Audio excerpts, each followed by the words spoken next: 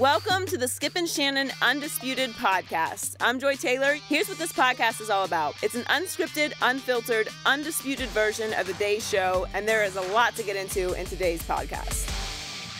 Welcome to Undisputed, live from Los Angeles. I'm Joy Taylor, here with Skip Bayless and Shannon Sharpe. Good morning, guys. How are you, Shannon? I'm good, Skip. How are you? All right, I'm better than I was yesterday. No, you're not. Morning, guys. Because he still got that L on his resume. Oh, that tainted L. You good? You got it together? Yeah. You ready to go? Let's get started.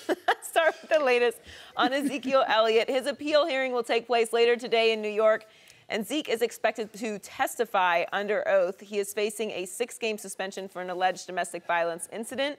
Jerry Jones will reportedly not be there, and the Fort Worth Star-Telegram says Jones remains blindsided by the league's decision. Roger Goodell will also not be at the hearing after appointing Harold Henderson to hear the appeal.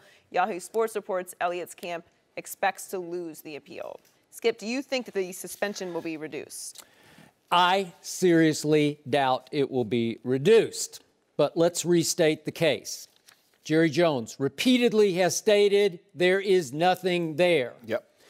Police departments in Columbus, Ohio, Fort Lauderdale, Florida, just to remind everyone, investigated the accuser's accusations in both cities, and neither opted to charge Ezekiel Elliott.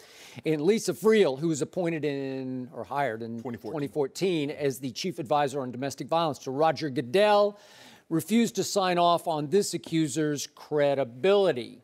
Yet, in this appeals hearing, the deck is stacked against Ezekiel Elliott because the NFLPA asked for an independent arbiter. Nope. Roger Goodell appointed the league man, Harold Henderson, who's heard most of these cases. He's independent, although he worked for the NFL for 20 Thank you very much. The NFLPA asked for Zeke's accuser, Tiffany Thompson, to be made available at this appeals hearing for cross-examination. Nope. Request denied. The NFLPA then asked for the league's notes on all of its findings on this case to be made available during this appeals process. Nope. Request denied. So now we just have to sit back and wait for Harold Henderson to go through the motions of, I think, upholding the 6 games that were ruled by one Roger Goodell, who has yet to speak directly to Ezekiel Elliott or to his accuser about the merits of this case. So, as I've said all along, explain to me, how do you reduce a domestic violence suspension? Do you say, well, okay, you're right, you only hit her 5 times, so okay, we'll give you only 5 times, so we reduce from 6 to 5 games. You can't do that on domestic violence.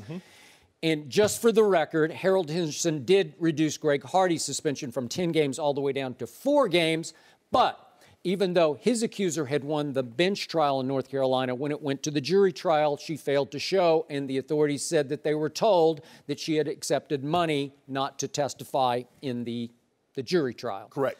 So I guess there was a case to be made, okay, you should reduce because of that. I don't know. I don't know what the ruling was exactly, but he did reduce on that one. But bottom line here is what I've said from the start. Jerry Jones, backing the NFLPA, poised to file a lawsuit. And guess who has already been appointed as the lead prosecutor here, the lead lawyer in this? Kessler? Jeffrey Kessler. Longtime thorn in the NFL side, the leader of the Brady legal team in Deflategate. So here we go again with another Deflategate, and they will argue just what Brady argued, procedural violations and missteps. Will that stand up in court? Will there be time enough to get an injunction to keep Ezekiel Elliott for game number 1, 2, 3, 4? I don't know. I'm going to doubt that because, once again, the NFL will be able to argue, hey, in the last collective bargaining agreement, you gave us the right to rule on any misconduct, however we want to rule, right? Yep, Article 46. Article 46. So I guess in the end, is it possible that Harold Henderson would reduce from 6 to 5 just to show a judge in a potential lawsuit that he tried to compromise ahead of the lawsuit? Maybe. I think that would really look bad for the NFL when it comes to domestic violence. So in the end, I think the lawsuit will be filed.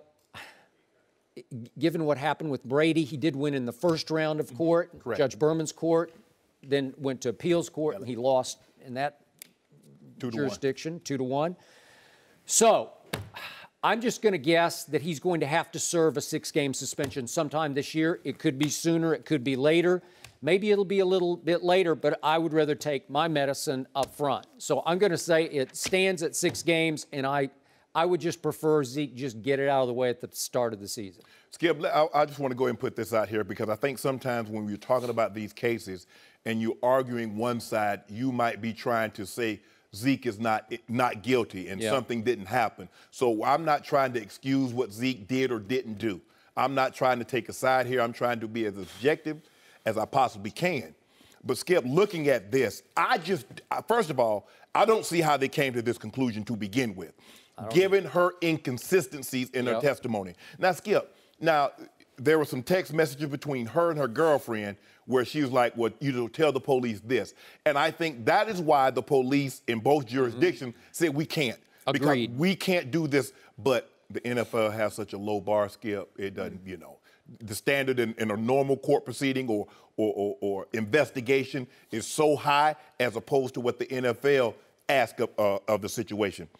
Skip, the only thing he can hope for, and I believe he will get it reduced between somewhere in 2 to 4 games, he can say the inconsistencies in your policy. You said all domestic violence policies would start with a 6-game suspension. Mitigating circumstances could move that up or down. Zeke said just last year, Josh Brown, a guy that told you he abused his wife said he abused her, and you intervened at the Pro Bowl one year and moved the wife. You gave him 1 game.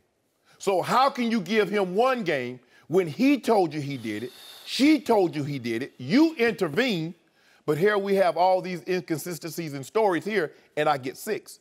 That's the only thing he can hope for, Skip.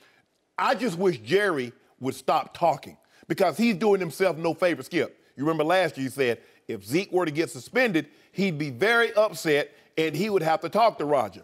Well, you put the commissioner in a bind. Now, he's talking about Harold Henderson as a good friend. He came to my party. That was an invite only. And if you were at that party, you're a good friend. Now, if he reduces the suspension or wipes it away, everybody's going to say, well, Jerry's in cahoots with Harold Henderson.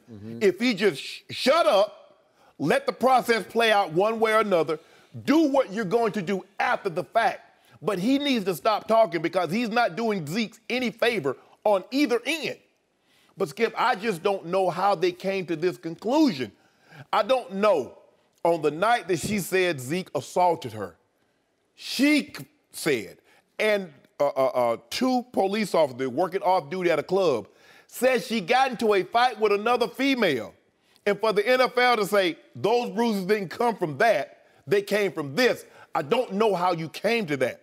And they said, well, Commissioner weighed the forensic testimony, Skip. If I hire forensic, you hire your guy. You got a forensics guy, I have a forensics guy. Do you actually think my forensics guy is going to side with you? Do I think your forensics guy is going to side with me? Of course not. So the commissioner, he weighed the forensics guy. Duh. Okay. They hired him. What do you think? What did Zeke's forensic team say? Skip, I can believe. I would have felt a lot better, honestly, if they had said, Zeke, what you did to that young lady on St. Patrick's Day weekend was personal conduct detrimental to the league. We're going to give you 2 to 3 games. Skip, I don't think anybody would have had a problem with that. But I don't know how you get to 6 games with these inconsistencies in her testimony. That's not to say that it didn't happen, but there's just so many inconsistencies in her testimony. I just don't know how we got here. Okay, just for the record, to restate, she was caught in a lie on the final night in question, but that does not mean she lied about the previous 3 days in question, just for the record. Now, let's go back to the Jerry quote on Harold Henderson. I'm going to read it in full, and then let's go back and forth on it. If we could see it, please. Harold is a really great friend of mine. He was at my Hall of Fame party, and so you weren't at that party unless you were a good friend. I promise you that. He managed the NFL Management Council for maybe 15 years. I served on it. He's very competent, but the main thing is he's a guy that I admire a lot. Former policeman, former attorney. He's come through it the hard way, literally. So when I first read these quotes on, I believe, Sunday night, I was horrified by Jerry opening mouth and inserting foot. Why would you do this? Why would you put Harold Henderson in a can't-win situation where he almost has to bend over backward to look like he's being overly objective on his good friend Jerry Jones? Right. But then, as I started thinking about the potential lawsuit, I didn't know if Jerry, he can say stupid things, but he's not dumb, you know, like he's not a dumb guy. So I started thinking, is he trying to present an olive branch up front to just say, hey, remember, we're good friends. Let's work this out. Let's come to some compromise here, my dear friend Harold. But still, publicly, it doesn't put Harold in a very good position because it looks like he'd sell out to his friend Jerry. And from what I heard, I can't remember, did you guys go to the... You didn't go to Jerry's party? No. But I talked to several people who did, who I can testify here are not great friends of Jerry's. It's like, how many people were at that party? Like thousands? I don't know. Yeah, at least 2,000. Right? That's what I heard, So are all those very close friends of Jerry's? I don't know. So it felt like he was going out of his way to deliver a message. Hey, let's try to work this out. Because in the end, I believe that this is going beyond just what Zeke did or didn't do with the accuser. I think they want to make him a new face of domestic violence. I think they want to lay down the law, send a message with Zeke as the face because he's a Dallas Cowboy. And I also think they know a lot of things that can't be made public. And it's possible now Zeke will go up to New York today and open his heart up and say, you got me on this, this, and this, and maybe he'll come clean about some of these other quote-unquote incidents he can't do that, Skip, about. because he's going. If he says I did this, this, and this, it's going to go up. Well, but I mean in compromise. Like, I admit I did this, this, and this. I admit I got some issues here that I'm going to address. Please be lenient on me. I guess he could present that kind of a case. Well, he said he didn't do it. Okay. That's been his argument the whole time, so he got to stand. I'm still convinced that even if he didn't do it, that they're trying to get him for all the things that they know he did that he didn't get busted for. Right. Like, he has not yet been arrested for any of these things that did or didn't happen that we think happened. Does he have some issues with alcohol or whatever? Yeah. Yes. Yeah. Have these been addressed? No. No. Okay. So is the NFL trying to sort of lay down the law before he actually breaks a law? You know, maybe.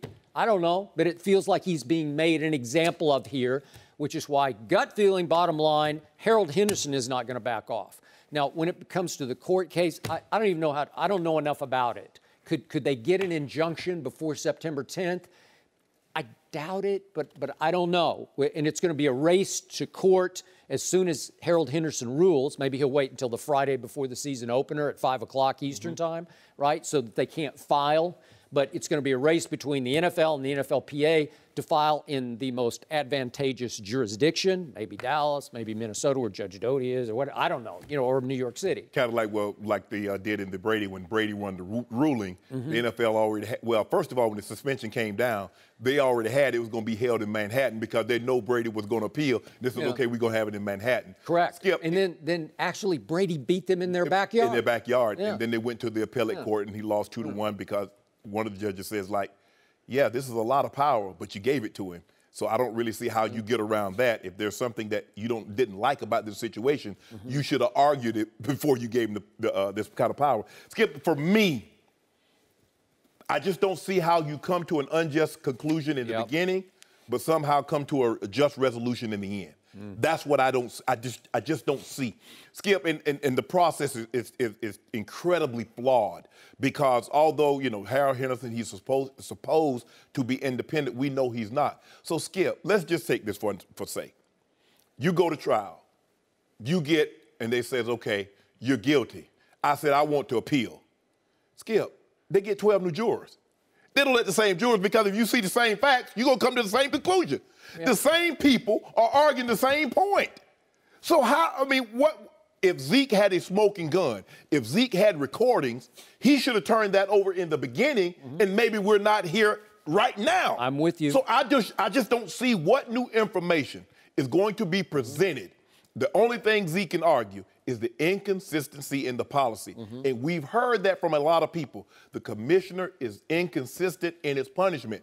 One guy gets 2 games, the other guy gets 10 games, one guy gets 14 games, one guy gets 6, another guy gets 1.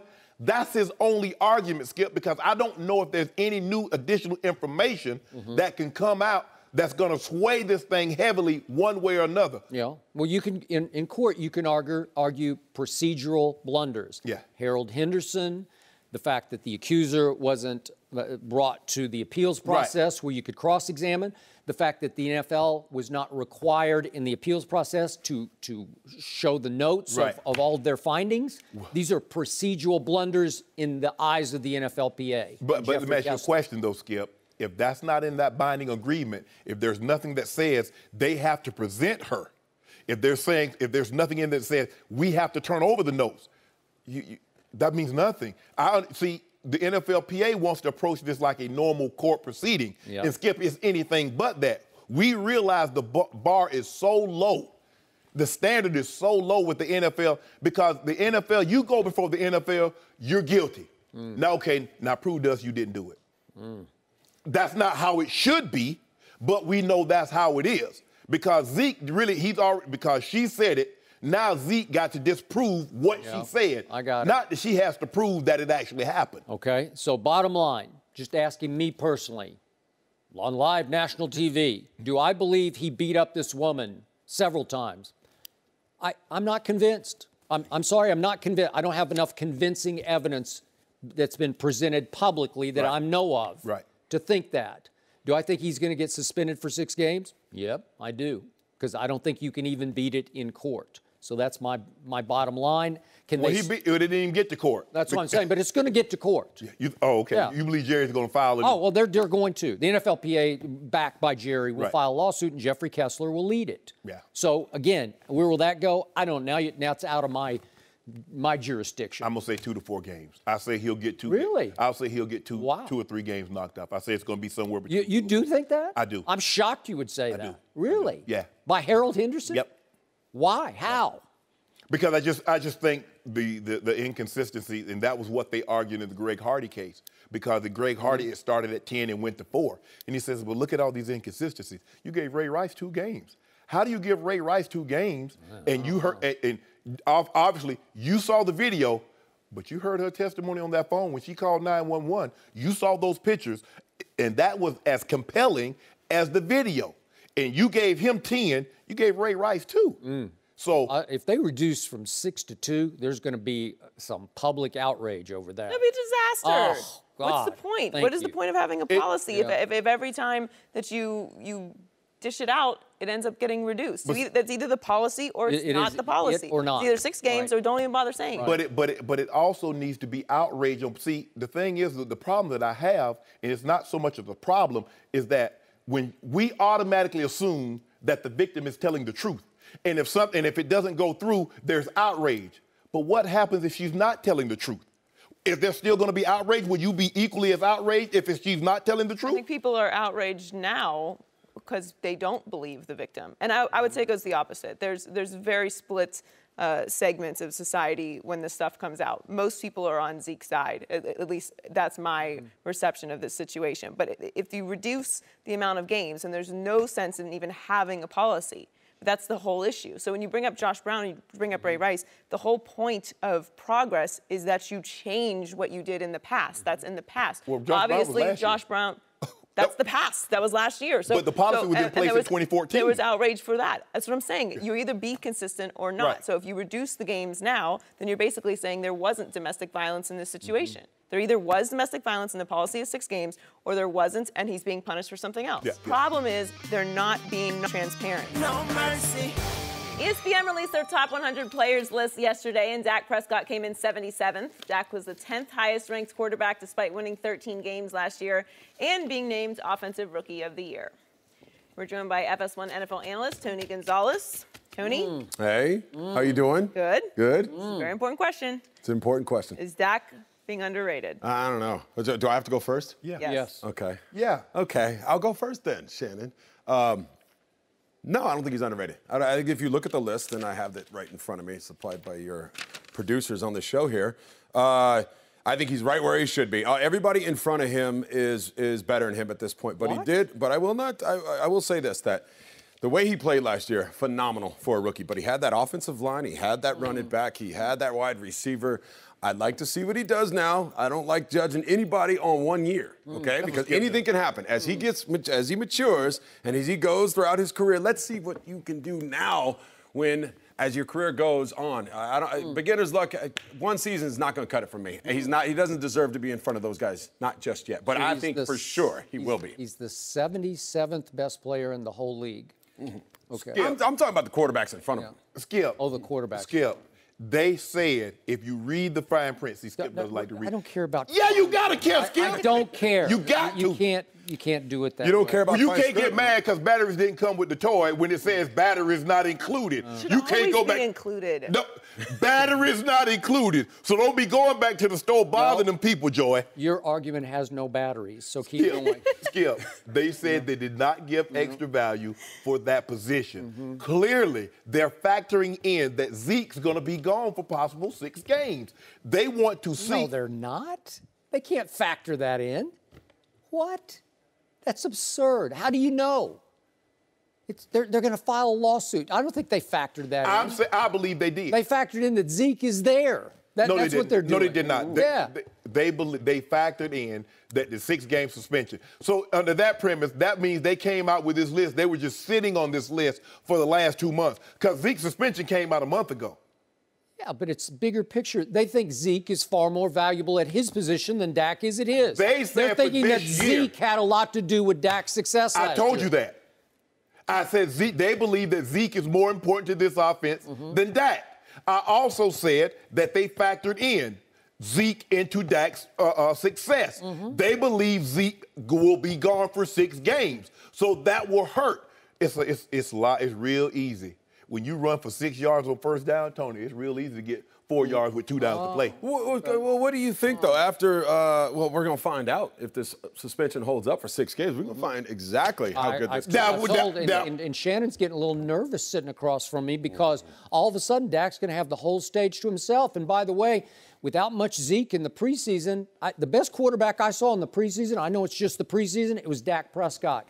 He looked even better than he looked to me when I told him after last year's preseason, this kid is special. Oh, it's just the preseason. I've never seen a rookie play with the poise and the accuracy that he played with in the preseason last year. And this year he goes 18 for 22 for 219 and 2 touchdowns. It was virtually flawless. He had 3 long gains called back because of ticky-tack offensive line penalties. And I still go back to 2 years ago, same offensive line, same group of receivers. Darren McFadden, who's a pretty good running back, he had 1,000-plus yards behind that offensive line. Wait a second. Without Tony Romo, they went 1-11? Really? What was the difference in that equation? Oh, Dak Prescott stepped in last year and changed the whole culture. A team that had gotten to what can go wrong, will go wrong for us, suddenly flipped the script and said, you know what? We can win every game. They won 11 straight games with this kid leading the league in QBR all the way to the last game that they mailed in Philadelphia. He had the greatest rookie season ever, and it wasn't just for 3 or 4 games or 8 games. He played the whole way. He got thrown into the fire in game number 1. And if you look at what he did on the road against Kirk Cousins in game 2, late comeback, touchdown, 27-23 Dallas.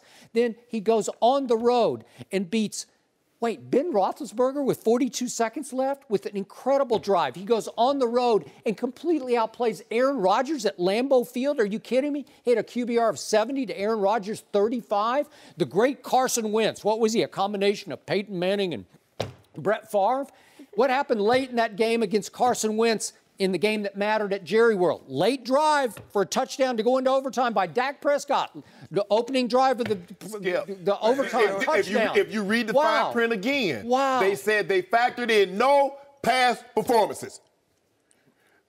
Well, then what are you basing it on? What are you going on? Let me tell you something. They said moving forward in 2017, with Zeke being suspended, we believe that Dak Prescott would take a step back. And we added no value for him being a quarterback. So with that being said, we believe he's the 77th best player. Okay, and I believe he's going to be an MVP candidate from start to finish. You know what? this year. And I think that's great. You know what? You'd make a hell of a public defender. That was well thought out.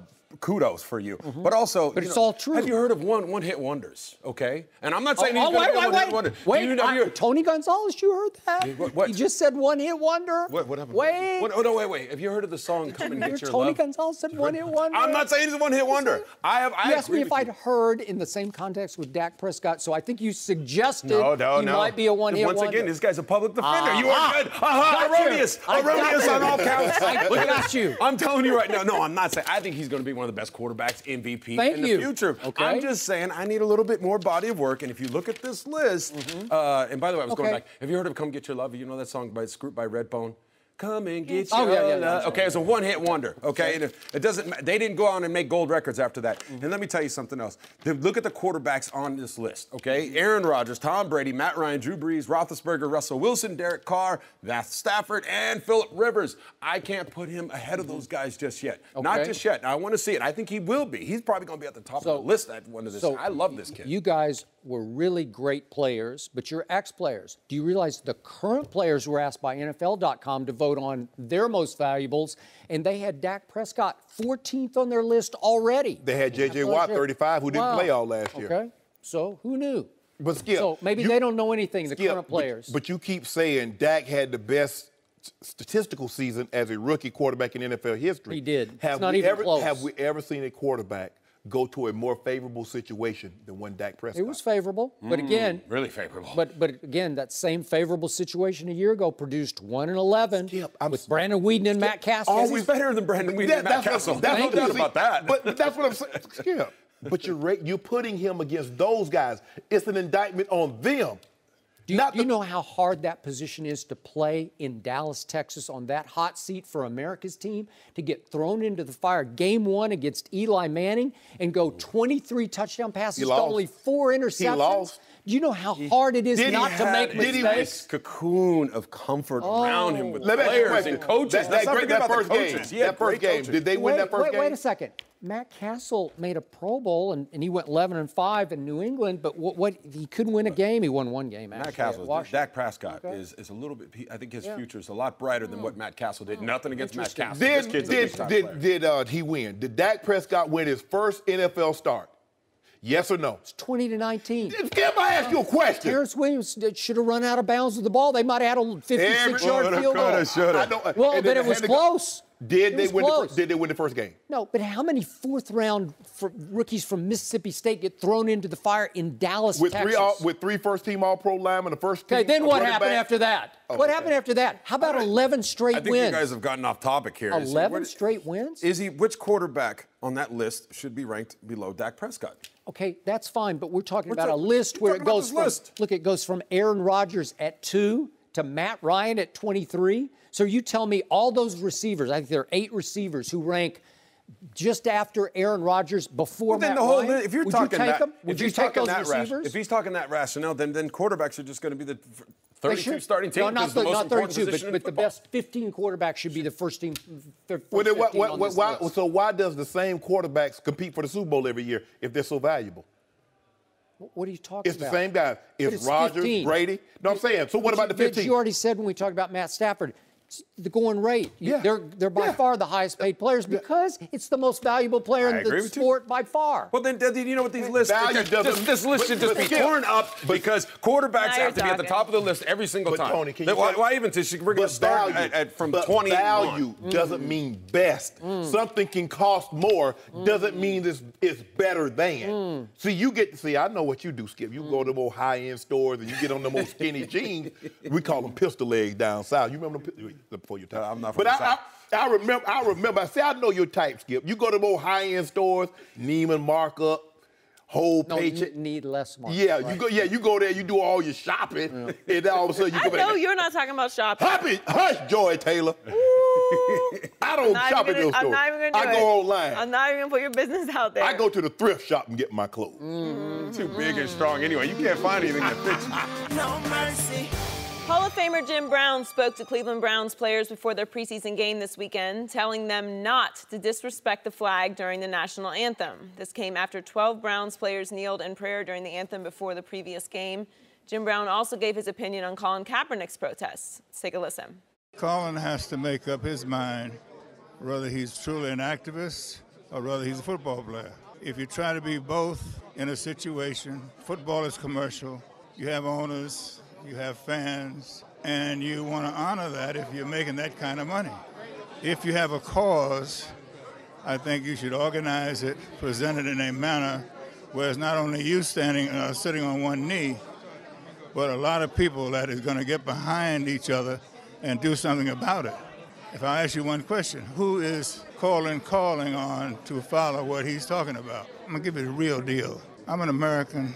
I don't desecrate my flag and my national anthem. I'm not going to do anything against the flag and the national anthem. I'm going to work within those situations. But this is my country, and I'll work out the problem, but I'll do it in an intelligent manner. Shannon, are you surprised by Jim Brown's comments? No, I'm not surprised, but I'm terribly disappointed because, and I've said this before, is that a side that wants to paint the narrative that Colin Kaepernick is wrong, when you get, Skip, Jim Brown is just not some guy on the street that they stuck a microphone in front of him and said this. Jim Brown is one of the greatest football players in NFL history. He is. Jim Brown's social activism goes back to 1967, what he's known for as the summit, but it goes back 50 years. This guy, that's African-American, that's a social activist, said what Colin Kaepernick doing is wrong. Now, Skip, this is why I'm not surprised. He was very outspoken about Dr. King and his nonviolent protest because he said nonviolence is not a movement. Dr. King thought process behind this. He says if I'm fighting them in the manner in which they're fighting, I'm no better than they are. If I go to the streets with sticks and bats and I'm burning down and wrecking shop, what makes me better than the people that I'm fighting against? Yep. Skip, the cause, here's the thing. He says protest doesn't work. Protest absolutely work. The March on Washington, Selma, Skip, what was that about? The people that were marching, they were in no position to change the law or anything about policy. It was to put pressure on the people that were in place that could change the law and change policy. They were fighting for civil rights, voting rights, fair housing rights, employment. So it did work. Frederick Douglass says, power concedes nothing without demand. Skip, do you think blacks would have progressed as far as they had if everybody just sat back and said, you know what, hey, everything's good, we all good? Skip, if what Jim Brown is saying is true, if what Colin Kaepernick is doing in 2017 is wrong, what he did in 1967 was wrong. Because what did he do, Skip? He led a protest. Yep. Muhammad Ali, as a conscious objector, said, because of my Muslim faith, this war is unholy, it's unjust, and I refuse to go. He did. Not only was he standing against the flag, because, hey, you remember the flag and the Veterans Day, it waves in the wind. Skip, not only did he it started an anti-war movement. And eventually it led to us getting out of the Vietnam War. Skip, I am so disappointed in Jim Brown because let me tell you what he said in 2016. 1 year ago, August, he's within his rights. He's telling the truth as he sees it. I'm with Colin 100%. What happened between August 2016 and August 2017, Skip? Now, we saw this young man, he marched up and he was in D.C. for something in January. Joe, you remember that was? Remember he went to the White House? So let me ask you a question, Skip. Maybe you can help me out. Did they just raise the flag in 2017? Or was that flag up in 2016? So I see, see, Jim had a problem with the way Dr. King approached it because he said, Dr. King was saying, you know, give me a handout, poor black, poor black. No, Dr. King said, all I want America to do is what she said she would do on paper. That Constitution. Skip, we know Now, once we're born equal. From that day moving forward, unless you're of that race, you're not treated equal. So Dr. King says, okay, do what you say you was going to do on paper. Treat me equal. Give me equal opportunity. I skip. And what happens is that people will look at Jim, who's been very socially active, and how he denounces what Colin Kaepernick did, but they won't mention what Kareem Abdul-Jabbar said. They won't mention what Hank Aaron said. Kareem Abdul-Jabbar is equally as important figure in American social history as Jim Brown is. Definitely. But here's the thing. So is Hank Aaron. And again, this is what makes it so concerning. Jim Brown still hadn't mentioned the cause, what led to the gesture. He's still talking about the gesture. He will not mention the cause. Oh, well, what's his cause? What's his cause? Skip. People don't know this. And he talks about you got to have a team, and he keeps using the word intelligent, like Colin Kaepernick is unintelligent, like he doesn't know what he's doing. Skip, they were trying to have the march and organize the March to Washington since 1941. That march on Washington, Dr. King gets all the credit. That march was led by Asa Philip Randolph. The guy that organized it was Bayard Rustin. Dr. King gave the speech. So it was a team effort, Skip. You don't ask Tom Brady to make tackles and sack the quarterback, do you? He's the quarterback. There's a team. It's got to be done Jim's way. And Jim doesn't like this because Jim wasn't asked to be a part of this. And that kind of rubbed him the wrong way. But I'm going to leave it at that. But, Jim, I'm so disappointed in you, but I'm not surprised at you because I believe right now you're doing activism for pay. I want to see you denounce in the same harsh critique in terms that you did Colin Kaepernick. I want you to stand up to that president that you say that you stand support behind and denounce his comments about Charlottesville and talk about how he pardoned a sheriff that was convicted of violating people's civil rights in Arizona. I can't speak for Jim Brown, but I think you're being a little too hard on him here. And I'm going to defend him to some degree because I do think his heart is in the right place. And the one statement you made that I definitely agree with is I think his pride got rubbed the wrong way by Colin's rejection of something that I brought up 2-3 weeks ago on the show, and that was a movement led by John Wooten, the head of the Fritz Pollard Alliance, to form another summit as they staged in 1967 in Cleveland, Ohio. It was Jim Brown, Kareem, Bill Russell. John Wooten helped organize. I think Jackie Robinson. No, I don't think so. I don't think But Jackie. it was Muhammad Ali. But it was a lot of big figures. Prominent stars there, but they stood behind on a platform. Correct. Literally stood right behind Muhammad as he spoke as to why, as a Muslim minister, he did not want to be part of the war in Vietnam. Skip, can you take a look at that picture? Yeah. Can we put that picture back up there? Who's the central figure? Look where Jim Brown is positioned. Well, he was the leader of the movement. Okay? Who's the leader of that movement that's going on right now with the Black Lives Matter and bringing attention to, not the Black Lives Matter, but bringing attention to the killing of unarmed black men and women? Colin Kaepernick. Okay, so you think he's jealous? Is that what you're suggesting? Or it rubbed him the wrong way. Okay. He was never asked at any point in time. I know for a fact it rubbed him and John the wrong way, that Colin wouldn't even sort of take their phone call, wouldn't even discuss with them the potential for having a summit, maybe asking a LeBron to come in, prominent stars from other sports, black and white, to stand behind Colin. And they feel like, in the end, maybe Colin isn't getting the best advice from the people who are advising him. And I'm not sure who's advising him. Maybe you know more than I do, but he has sort of a team of advisors. They're also, I know for a fact, a little uneasy that Colin, for what are we going on now? A few months, has not spoken at all publicly about this. And again, you and I talked about how I think even the NFL was hoping that Colin would make just a brief statement about how I stand strongly behind, I believe even more strongly than ever, the cause that I started last year, but I'm ready to focus 100% on football. They just wanted him to say that as a sort of a peacemaking statement to GMs that I'm ready to come back full force, and that Jim was talking about that.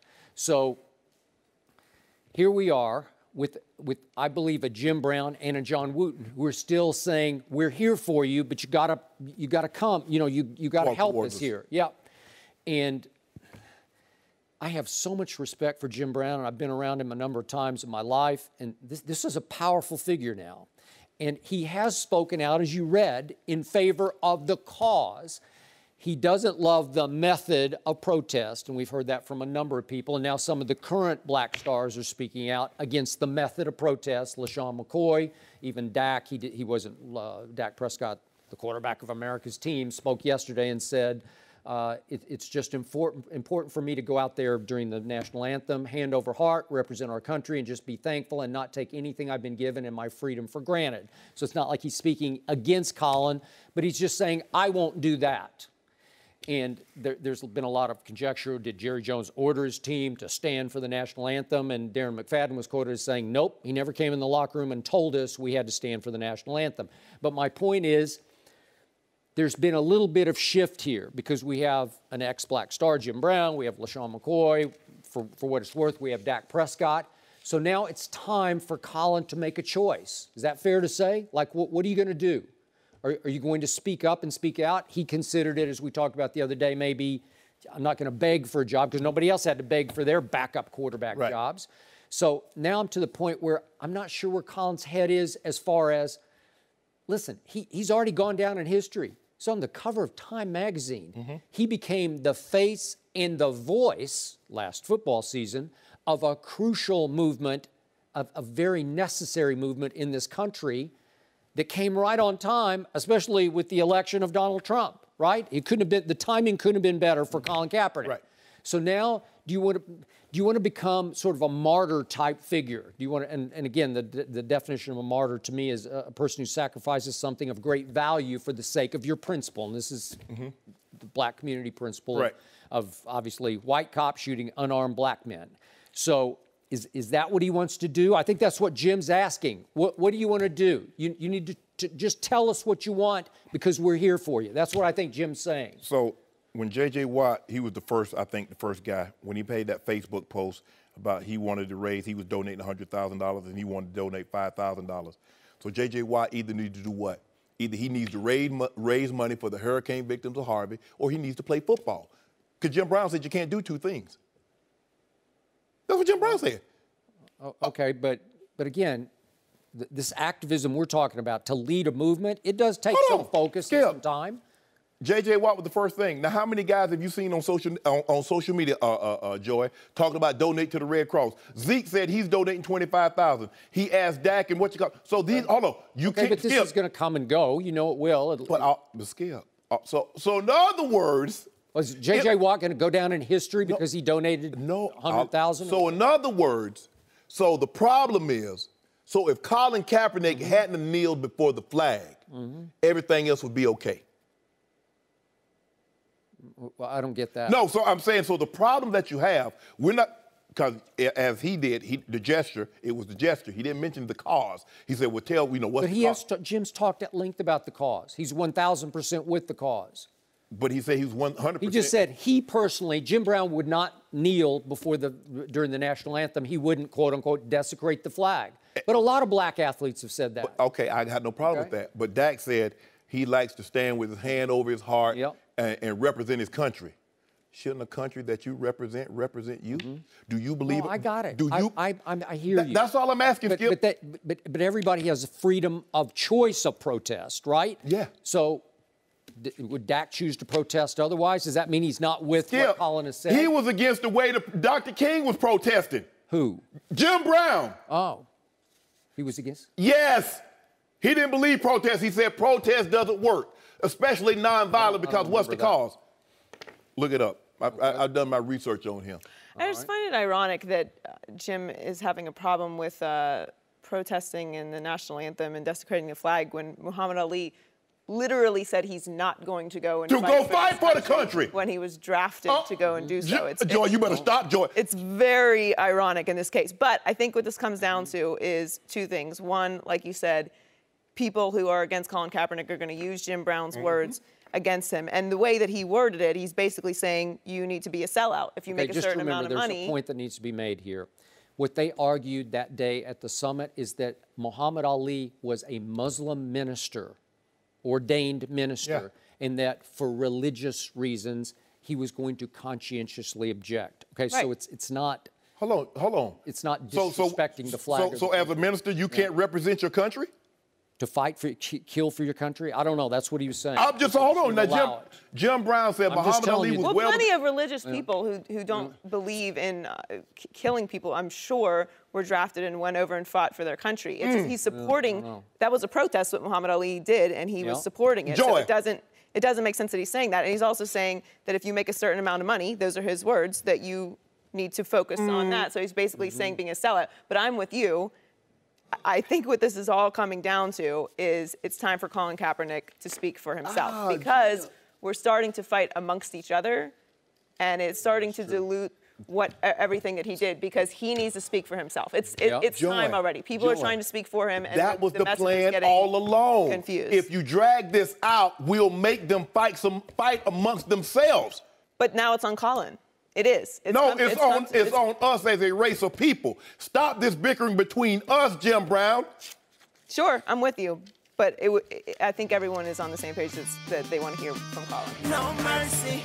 Matthew Stafford has reportedly agreed to a new 5-year, $135 million deal that will make him the highest paid player in NFL history.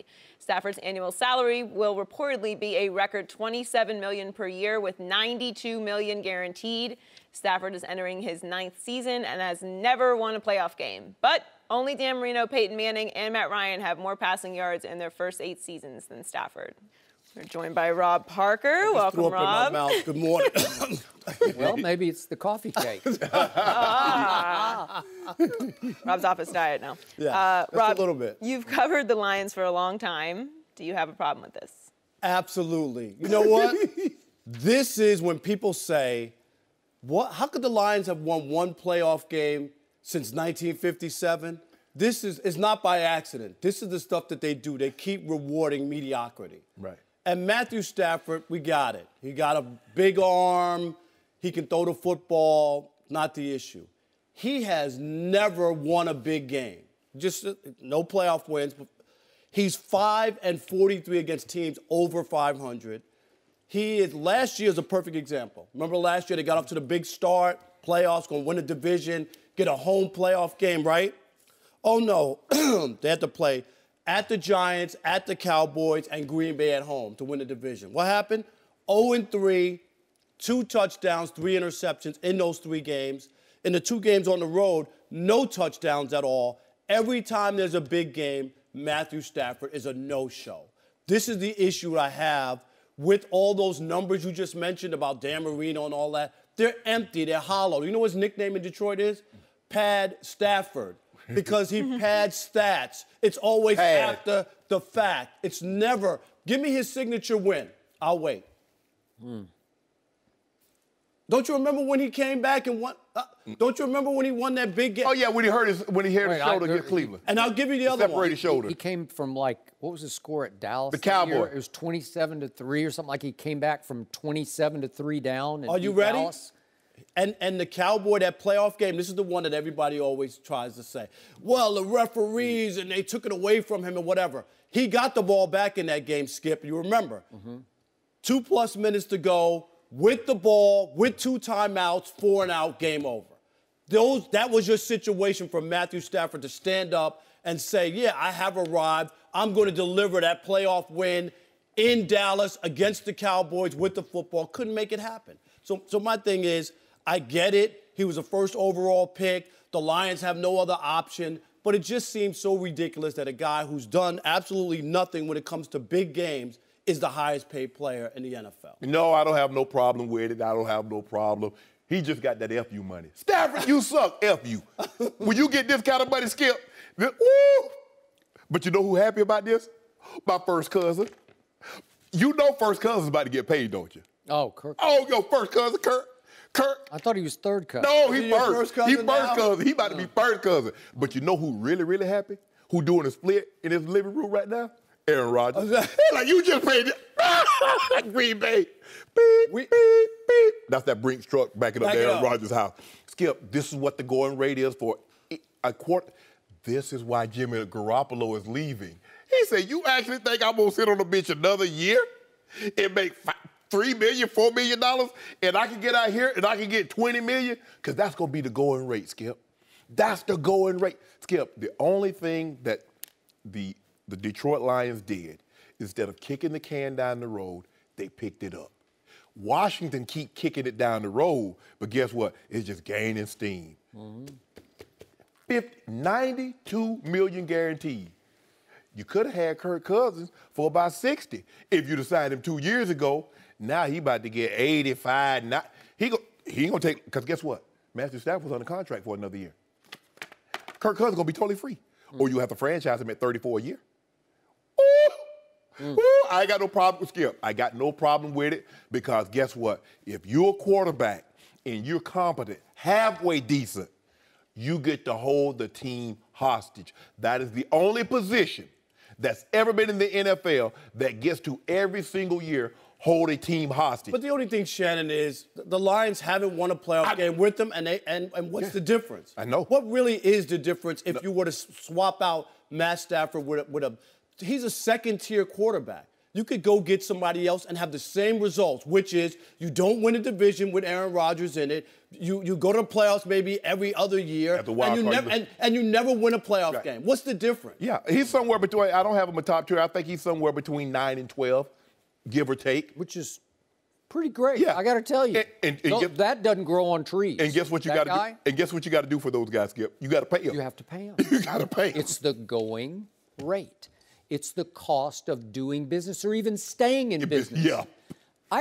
Silly me, I like Matt Stafford. I don't think he's great. I get you, but he's better than mediocre. He is better. He's better than Kirk Cousins. 5 and 43. He's better than Jimmy Garoppolo will ever be. Skip, Kirk Cousins won a division. 5 and 43, Skip. He's never won a division. He was the first overall pick. Okay, what has he done? He did lead Detroit, a team nobody thought was going to make the playoffs, to the playoffs 2 of the last 3 years.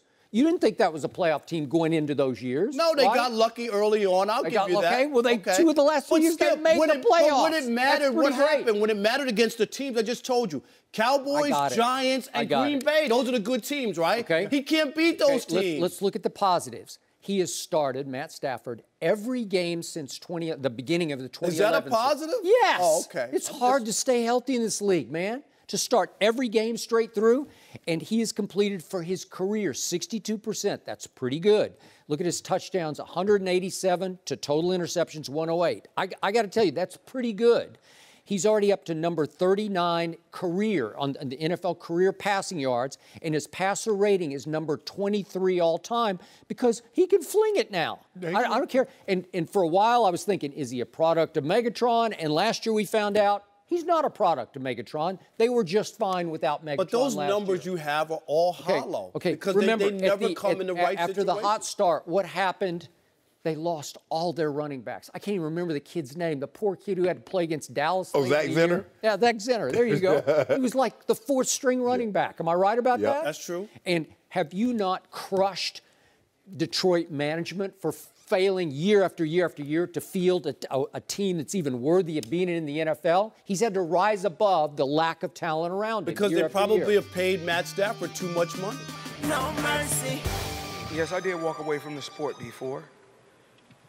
Very comfortable. I didn't have to come back. We do foolish things sometimes. All of us do foolish things. But I'm not a damn fool. If I see an opportunity to make 350 million in 36 minutes, why not? I had to do it. But this is the last one. You guys have my word. I had a great career. That was Floyd Mayweather on Saturday night saying he's done. Rob Parker's still with us. Rob, should there be a rematch between Conor and Floyd? Skip, this is for you. No way, no how should there be a rematch. I'm shocked. A rematch, there should be a refund. Because if it wasn't for the TKO at the end, which is what really made it, because I think if it would have gone to a decision, people would have been disappointed. So the TKO, I get it. That's why people have a good feeling about this. But I learned 2 things from that fight. Number one, I now know what the F in UFC stands for. Fraudulent. No, I was going to say fraudulent farce, because that's what it wound up being, a farce. Because in no way, A farce? yes, a farce. No way, Skip, did Conor McGregor ever have a chance to win. I mean, you could go around and you could give him credit for being in the ring for 10 rounds, but he did not. He should have never been in that ring. Sure you watched the fight? I watched the fight from start to finish. And number two, Shannon, streamed it was the first time, when you think about it, first time in American history that a black man gave a white man welfare. Because that money that he got was unbelievable, because Conor McGregor didn't deserve to be in there. Didn't deserve Only to be Rob there. Parker. $100 million. He had no chance to win. Floyd just gave him money and said because he could make money off of it. Yeah. He didn't deserve that fight, Skip. And I know you give him credit, and he battled, and he never was going to win that fight. You really thought he was going to win that fight? Yeah. And you thought when Tell you me when watched it's that my fight, turn. I got 4 cases to do thinking he thought that he was right? going to win it. Go ahead, Skip. I'll let you go. Go ahead. Obviously, Rob, you did not watch I did watch the Undisputed fight. yesterday. No, Undisputed yesterday. No, I did watch it, actually. So, okay, let's answer the question first. Would I buy a rematch? You better believe I would buy a rematch, because Conor McGregor would win a rematch, and this man across from me knows it, which is why Floyd would be foolish to accept a rematch for any amount of money, because Floyd did look old in this fight, as I thought he would look old. He's 40 and a half years of age. I have never in my life, and I've watched just about every Floyd fight, seen him have to fight so desperately because he was in huge trouble. Have you ever seen Floyd swing from the heels so wildly and miss so often, like swing with roundhouse haymaker rights and just hit air? I've never seen it. He fought completely out of character, often out of control, and certainly out of his comfort zone. And what happened in the 8th round, Rob Parker? I saw the 8th round. The 8th I don't know if we're watching Conor the same McGregor video. won the 8th round. I had him ahead on points, as did the Showtime score. A guy who's respected. A guy He named was going to Wahoo. win that fight on points? You really believe that, Skip? not after we heard the judge's card. It was the biggest rigged fight. No, it was it wasn't rigged. rigged. The boxing judges are going to protect their turf and their man, Floyd Mayweather, the cash cow of boxing and of Las Vegas. And then what happened early in the 9th round? Low blow. Apparently, you didn't see this, but into the corner went Floyd, because Conor came right out and went smack, smack, left, right, and he stung him. And Floyd retreats into the corner, and here he came with a big right hand to the side, hitting him in the It was side. low blow, Skip. You It seen was it. not a Yes, low it was. blow. And if you heard the Showtime announcers, the 2 of them back to back, they said, "That hurt Mayweather. That hurt Mayweather." You heard Al Bernstein, who's a highly respected boxing scribe and commentator. "That hurt Mayweather." And I jumped it. You can ask Ernestine for the first. I made my first noise in the fight. Finish him.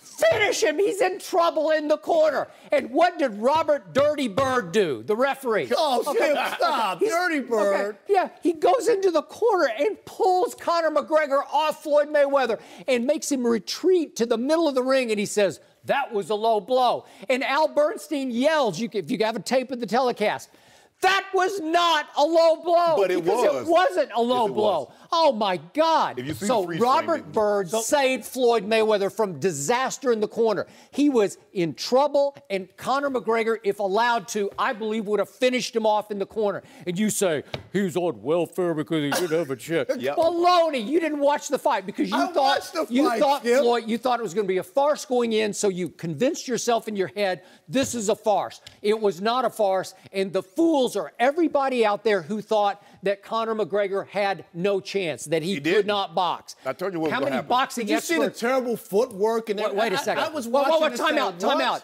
Help me out here.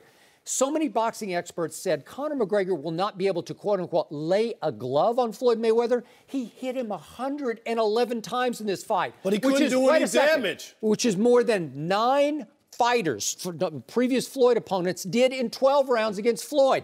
Manny Pacquiao landed 30 fewer punches against Floyd Mayweather than Conor. And you say, he doesn't belong in the ring. Baloney, he doesn't. Would I buy a rematch? Were you not entertained? Well, you were on the edge of your seat, because trust me, when Floyd is trapped in the corner early in the 9th round, What are you? It's an oh bleep moment for him because I could just see him saying, "Oh my God! Oh my God!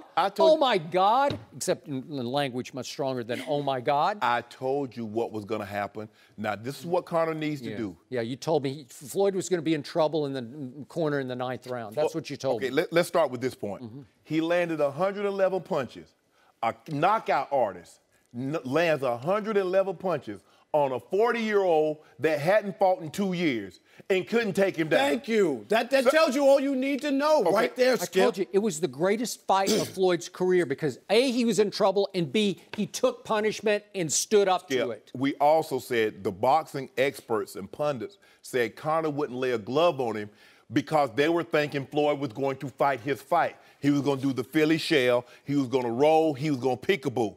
Nobody thought that Floyd would tried in the first 4 rounds. Would do a rope-a-dope and allow him to hit him. He put his guard up and he tried to box him for 4 rounds. Go check it out. Yeah, he hit him with an uppercut, and Floyd walked through. Did you see what was happening? As Conor said after the fight, no one can beat me from distance. He's just jabbing away with his right hand, and it's too long for Floyd. But Skip, Floyd was having trouble, man. He had to completely flip the script. That's like saying nobody can run the ball on us, but you gave up 500 yards passing and you lost. What sense does that make? And you know what kills me is all of this talk, which is spin. Now it's like, oh, well, he lasted 10 rounds. Spin? It's spin. Against a 40-year-old. Exactly. You're going to be a big man. He's just going to run through. He lasted 10 rounds. Oh, my God, it's unbelievable. Rob, how about this here? Take that $100 million and those May knots that Floyd put on you. You know what May knots are? In the South, we call them May knots. It may go down in a week. It may not. Take them knots on your head. 10 minutes. I couldn't see it in the dressing room. Oh, you saw it. He had a tiny mouse under one eye. Did he get cut? No, he didn't get cut. Well, did he get dropped? No, he didn't get dropped. I said oh, no, the referee stopped it. That's when you know you get beat back. It was a quick stoppage because the ref's like, oh, my God, I got to say, have you ever seen a referee give his instructions pre-fight and turn sideways to one boxer and read the riot? He wasn't a boxer. He wasn't a boxer. It was basically rigged before it started. Hey, you don't know. I have never seen anything so unfair in my life. We need a rematch with a fair referee. No rematch. Yes, we do. You know why Skip wants a rematch? He wants somebody to hang that loss on Floyd. 50 guys had an opportunity to hang a loss on him. It's over now, Skip. Let that man take that hurt Mayweather. Go listen to the tape. No, that hurt Mayweather. Robert Byrd stops the fight. Skip, no, let me ask you a question. So let me ask you a question. Okay. Then what happened at the magic 25-minute mark of that fight? How long had Conor McGregor fought in duration in his career in UFC? 25 total minutes. The last Nate Diaz fight was 25 minutes. So 1 minute into round number 9, what is that? Oh, that's exactly 25 minutes. What happened after that? He's pulled away. He goes in. He tries to throw a punch over the top of the referee who's restraining him, which just outraged me. And then what happened? I believe in the back of his mind, Conor McGregor was spent. He had taken his best shot in round 8 and early. Well, you could just see it. Okay. His legs go jelly. Okay. His arms dropped. And Mayweather didn't hit him. The wall hit Conor McGregor. He hit the wall. That's a part of fighting, Skip. Okay? He lost it. He just was gassed. He was spent. So what happens if in rematch he gets ready he improves his endurance to the point that he can go, let us say, 10 rounds, 11 rounds, 12 Canelo or rounds. Triple G. Yeah, go fight one of those guys. Why didn't Floyd go fight Triple G? He done. He got $350 million because he figured he could make. Conor's got $100 million on welfare. Exactly. And what did Floyd say? Floyd said at his first press conference, easy money. Rob, let me ask you a question. If I start to try to hit you with this cup in your face, what you gonna do? You gonna try and block it? Yes! Floyd was hitting the man in his face and he wouldn't do nothing. He was spent. He took his best shot and the referee saved the day. And Floyd said, you know he Floyd did. said, I'm gonna give you one more. The referee saved Floyd. Bam! Yeah. And another. You know what? Bam! Can I say this too? This is virtually a fixed fight. That's what it is. Stop it, Skip. It's virtually fixed. And Shannon, the other best part about this, and you know this, Floyd is not a favorite of all black people. No. Right? But this is, I will say, he delivered in a fight that black people were really, really wanted to see. Yeah. I thought it was a feel-good moment. I almost wanted to wear a dashiki out here. That's how much I enjoyed it. Wait. So you felt good about him beating an opponent that you said didn't even belong in the ring with him. Yes. Oh, because I did. I And really by the felt way, good just about for the it. record, A, I'm not Irish, and B, I'm not even a big Conor McGregor fan. Yeah. He just got an unfair raw deal. You add time, but see, that's why I'm glad it didn't go to the scorecard, because then he said it was rigged. See, when Floyd... I told you it would be before. It was a joke. The scores were Let me ask you a jokes. question. How do you rig 58% of the power shots? How you rig that? Oh, come on, please, stop it. No mercy. Thanks for listening to the Undisputed Podcast. I'm Joy Taylor. We're back again tomorrow morning at 9:30 Eastern. We'll see you then. Fox Sports 1 of 1.